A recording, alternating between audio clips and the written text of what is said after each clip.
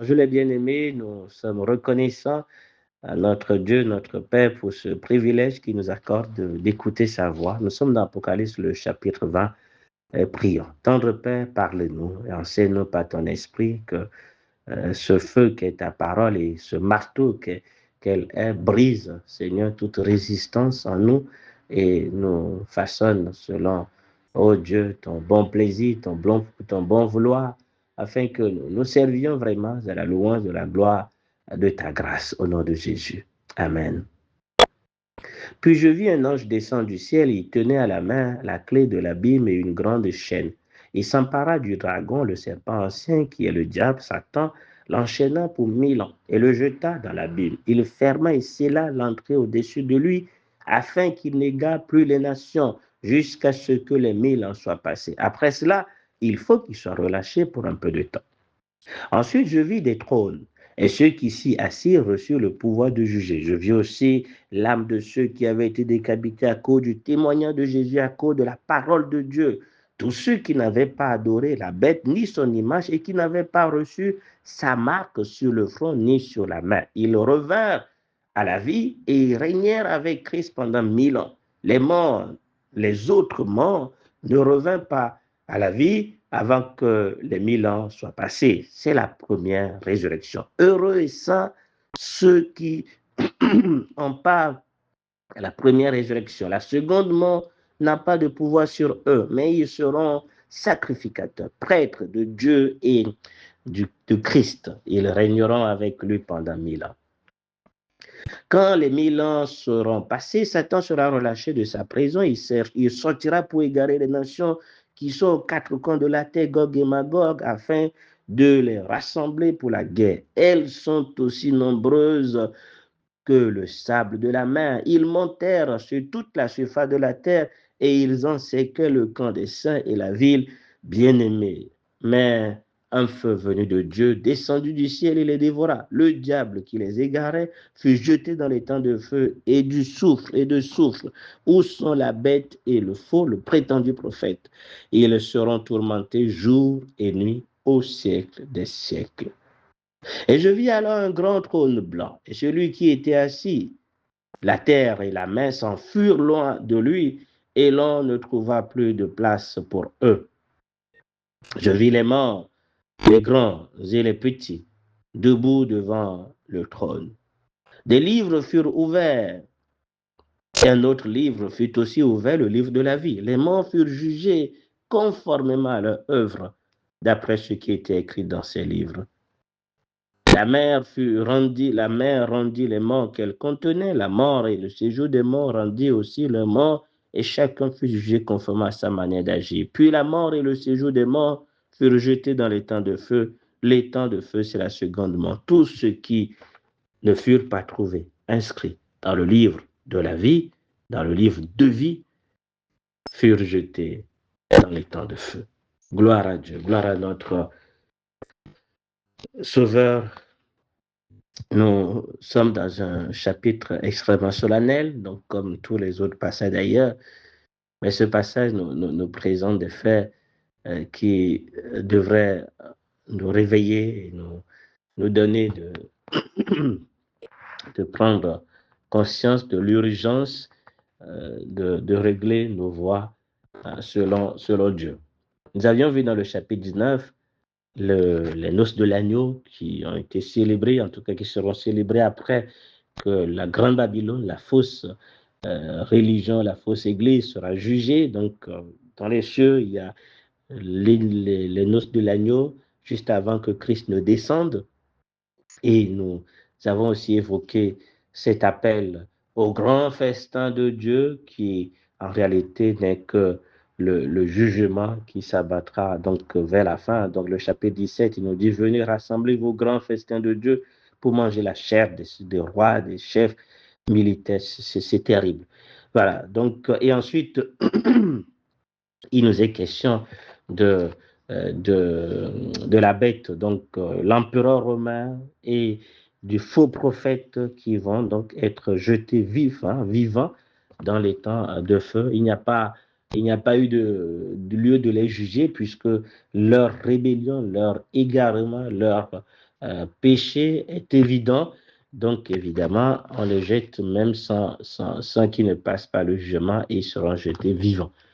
Voilà, donc c'est ce que nous avions vu. Et le début du chapitre 20 nous explique ce qui est réservé à Satan au début de 1000 ans. Donc, il sera mis à l'état de nuire, à l'état de séduire les autres nations, donc par l'autorité du Seigneur, donc qui va comme l'enfermer dans un lieu où il ne peut plus agir et séduire. Le mal, l'auteur du mal va être mis de côté parce que le prince de la paix va régner sur la terre et il n'y aura donc plus en réalité place au mal, à la rébellion. D'ailleurs, même durant ces 1000 ans, personne n'osera s'opposer au Seigneur. Toute forme de rébellion sera immédiatement sanctionnée et jugée, donc frappée carrément de mort. Hein. Donc, personne ne devrait ou n'oserait s'opposer à l'autorité du Seigneur. Tout genou fléchira, toute langue confessera qu'il est Seigneur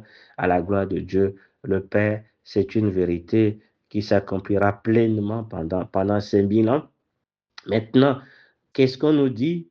On nous présente qu'il y a j'allais dire deux catégories de personnes, mais en réalité, j'allais dire trois groupes de personnes qui nous sont présentés avec le Seigneur. Le premier groupe, le verset 4 nous dit, ceux qui s'assirent donc je vis des trônes et ceux qui s'assirent reçu le pouvoir de juger. Donc ces personnes sont les mêmes que nous avons vus dans le chapitre 19 lorsqu'il a parlé des 24 anciens et des 4 vivants, lorsqu'il parle ensuite de l'époux, il va évoquer plus tard les images, plutôt le même groupe appelé au verset 14 du chapitre 19, les armées du ciel le suivirent montés sur les chevaux. Donc, il s'agit des saints glorifiés, des saints qui ont participé à l'enlèvement. Et donc, ces saints, c'est aussi bien l'Église et que les saints de l'Ancien Testament qui, voilà, donc, ont été donc enlevés au son de la trompette et qui ont été donc avec le Seigneur dans les cieux pendant toute cette période apocalyptique que nous avons donc étudiée. C'est donc ces mêmes saints, cette armée céleste qui, nous l'avions précisé, cette armée céleste, c'est vraiment les saints glorifiés. Voilà, parce que ils sont non seulement vêtus de fin des œuvres justes. Nous avons évoqué le fait que les attributions de ces armées célestes ne peuvent qu'être que les saints glorifiés et non des anges en réalité. Voilà, donc c'est donc bien évidemment d'eux dont il est question dans, dans cette première partie. Donc nous, les saints glorifiés, nous serons donc de retour avec le Seigneur pour juger. Voilà, nous avons donc là un élément important une première leçon.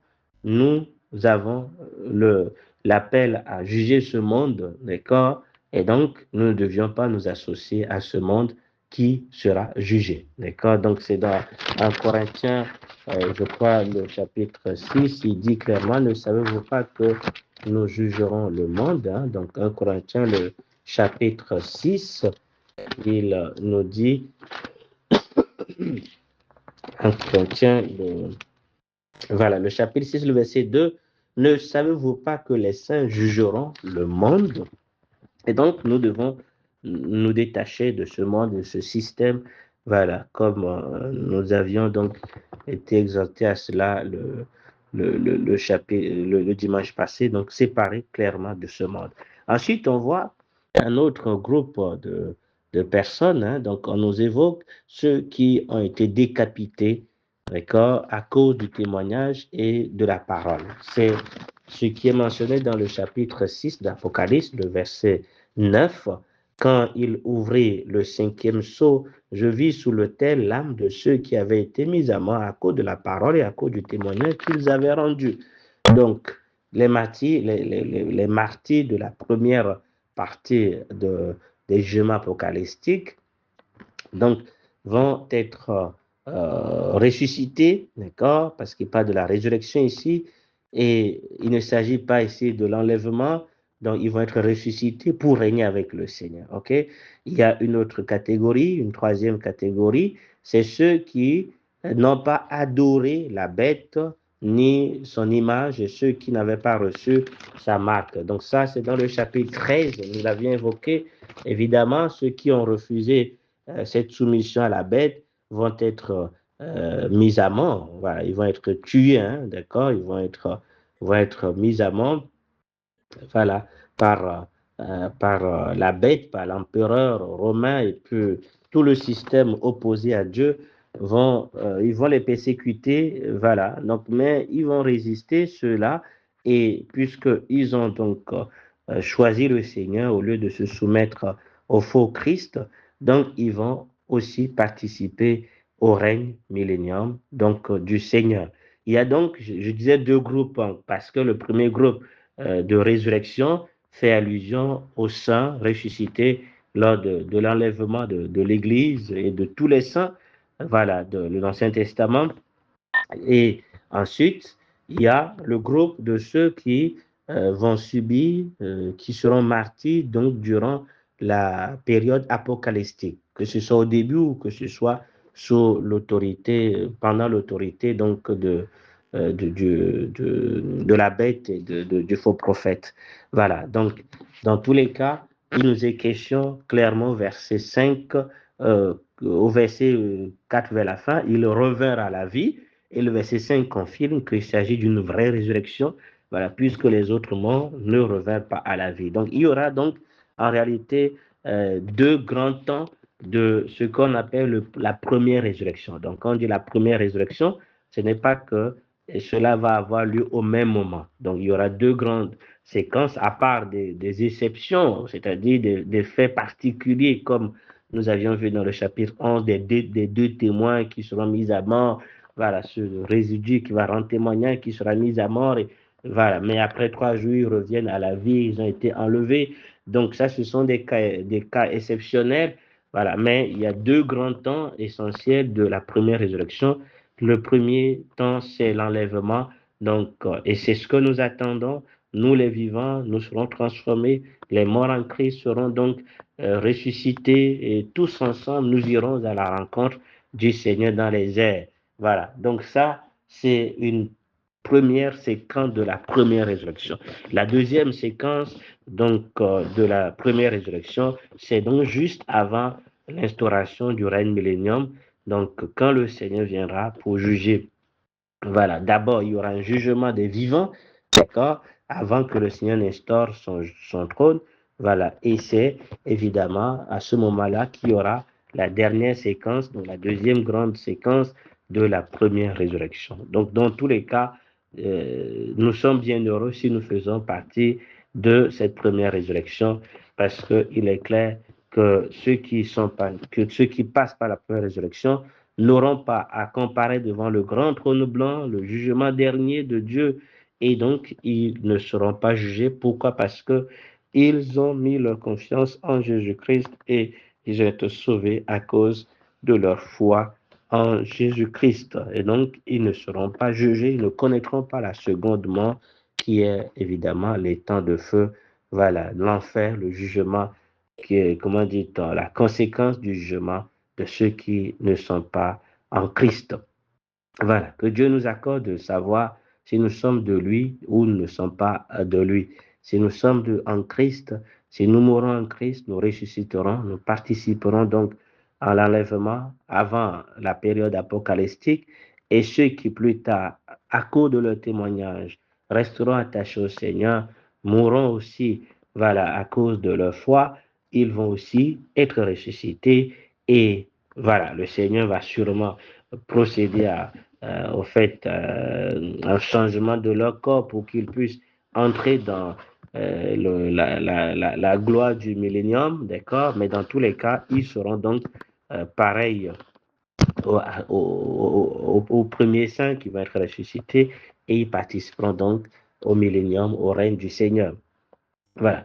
Donc ça, c'est la première partie qui est donc une joie de savoir que notre Dieu est fidèle et lorsqu'on s'attache à lui, en fait, ses promesses sont oui, amen, et il ne ment pas, il nous donnera d'avoir part donc à cette résurrection et de jouir de sa gloire. Maintenant, un tableau aussi terrible nous est présenté dans la suite. Satan, qui va être relâché, va quand même réussir à séduire des gens. Et on nous dit qu'ils sont nombreux, comme le sable de la mer. C'est terrible. Donc, pendant ce règne millénium, l'autorité de Christ s'imposera à tous, que tu veuilles ou pas. Et donc, il y aura des gens qui vont faire semblant d'être obéissants, mais de cœur ne le seront pas. Comment on le sait? Parce que malgré tout ce que Christ, en tout cas ce règne de bénédiction apportera, ils vont quand même se laisser séduire par Satan pour s'associer à lui afin de faire la guerre aux saints. Donc il parle du camp des saints, donc tous les saints, y compris juifs comme non-juifs, en réalité réunis dans un groupe, voilà, dans un groupe, et la ville bien aimée, c'est Jérusalem. Donc, ils vont quand même se liguer dans le but de faire la guerre. Voilà. Et qu'est-ce qu'on apprend là? C'est quand même triste. Malgré, au fait, la bénédiction, parce qu'il y aura une telle bénédiction, une telle paix, une telle abondance, voilà, qui n'a jamais eu lieu, quoi. Voilà. Donc, il y aura une telle bénédiction extraordinaire. C'est l'image de la fête des tabernacles dans l'Ancien Testament. Et donc, Dieu va bénir la terre de telle manière à ce que, évidemment, il y aura des gens qui vont vivre aussi longtemps que possible. D'accord? Donc, je pense qu'en ce temps, c'est ceux qui seront rebelles qui vont être mis à mort, mais les saints, les justes vivront durant toute cette période-là et il y aura une telle prospérité, une telle abondance. Mais malgré tout cela, l'homme restera toujours dans une attitude de rébellion, un cœur qui ne s'est pas entièrement tourné vers le Seigneur. Donc, nous voyons que pour qu'il y ait transformation de quelqu'un, il faut l'effet puissant de l'action puissante du Saint-Esprit. C'est le Saint-Esprit qui applique dans au cœur la parole de Dieu pour que nous soyons attirés à lui. Voilà, les manifestations, les bénédictions, au fait, l'abondance de choses que nous pouvons posséder, que Dieu même peut nous donner, ne change pas les cœurs. Pour qu'un cœur soit changé, il faut l'action du Saint-Esprit. Et donc, si nous avons la grâce de le connaître, d'être façonnés à son image, soyons reconnaissants au Seigneur. Parce que il a dit, hein, nul ne peut venir à lui si ce n'est le Père qui l'attire, quoi. Et nous sommes aussi conscients que quand nous témoignons, quand nous partageons l'évangile, sans l'action du Saint-Esprit sur les cœurs, la parole ne peut transformer, la parole ne peut avoir aucun effet. Au fait, les cœurs ne peuvent pas être changés. Et c'est quand même quelque chose de terrifiant de voir que malgré toutes ces bénédictions, parce qu'aujourd'hui on peut se dire, bon, les gens refusent le Seigneur parce qu'il y a des souffrances, des malédictions, les gens se plaignent en disant, si Dieu est là, pourquoi il permet telle souffrance, tel événement se produit, pourquoi il permet euh, pourquoi je souffre, pourquoi mes affaires ne marchent pas. Et donc, comme ça ne marche pas, je ne vais pas croire en lui. Comme si, au fait, si ça marchait, ça les pousserait à croire en lui. C'est une fausse lecture des choses, puisque le million nous prouve que la paix, la bénédiction, les richesses qui se répandront voilà, durant ce moment-là ne changeront pas les cœurs des gens. Et donc, il ne faut pas fixer des conditions extérieures pour suivre le Seigneur. Ce n'est pas les conditions extérieures qui changent vraiment nos cœurs. C'est une décision de réellement se laisser façonner par Dieu. Ce n'est pas parce que Dieu a fait quelque chose que, en fait, réellement, nous allons le suivre. Hein, d'accord? Donc, c'est vraiment lorsqu'il nous attire par son esprit. Laissons-nous donc, abandonnons-nous entre ses mains et laissons-nous attirer par lui. Ne tenons pas compte des faits extérieurs et ne nous laissons pas en réalité induire dans l'erreur comme si c'est quand tout va bien, tout ira bien que nous allons réellement nous engager à la suite du Seigneur. Voilà, j'aime bien cette prière d'un psalmiste, j'ai oublié son nom, qui demande à Dieu de ne pas être pauvre, voilà, pour ne pas le maudire et de ne pas aussi être riche pour ne pas se détourner de lui. Pour dire que même la richesse, même l'abondance peut donc induire les gens contre, en fait, dans la position contraire, quoi. Voilà. Donc, oh, Dieu, ce qu'il veut, c'est de sauver notre âme. Et donc, notre part, c'est toujours de nous laisser convaincre par sa parole. Voilà. Et donc, l'Esprit agit pour nous convaincre, pour que nous puissions nous, voilà, en fait, que nous puissions croire et que nous puissions marcher à la suite de notre Seigneur. Donc, voilà ce que je voulais dire en parlant de cette deuxième partie, triste quand même. Dans tous les cas, ils ne vaincront pas puisque Dieu enverra un feu du ciel pour les dévorer. Et Satan va être jeté là où ses deux complices ont été jetés précédemment, la bête et le faux prophète, dans les temps de feu. Donc nous l'avions évoqué, Satan, sa chute a commencé quand il a été donc déchu du ciel, il est descendu sur la terre. Ensuite, on a vu au début du millénium, il sera donc jeté dans l'abîme et à la fin, il sera donc finalement jeté dans les temps de feu. Donc son sort est scellé. En fait, c'est pour ça qu'il faut le fuir. Il ne faut pas se laisser séduire par celui qui est déjà jugé ainsi que ce monde. Hein, le Seigneur nous dit le monde et son chef sont déjà jugés. Donc, nos cœurs doivent s'attacher au Seigneur Jésus. Nous voyons un dernier fait, le grand trône blanc. Et donc, c'est le dernier jugement. Voilà, quand on dit le jugement dernier, voilà, ce n'est pas autre chose que ce que nous voyons ici, parce qu'en réalité, il y a plusieurs temps de jugement, d'accord? Et donc, comme l'avions vu au début du millénium, il y aura un jugement, d'accord? Dieu jugera avant d'établir le son trône, d'accord, pour ôter tout mal de son royaume. Voilà, donc il jugera les vivants, mais ici, il s'agit du jugement des morts. Les morts dont il est question au verset 5, qui n'ont pas participé à la première résurrection, ces morts vont être ressuscités, mais dans quel but? Pour être jugés. Voilà, parce que nous savons qu'il y a deux types de jugement, deux types de résurrection, résurrection pour la vie, résurrection pour le jugement. Or, les enfants de Dieu, ceux qui croient, ne seront pas donc présents donc, au grand trône blanc, mais ils n'auront pas la résurrection pour la vie. Donc, et ce passage nous montre clairement que la distinction est très simple.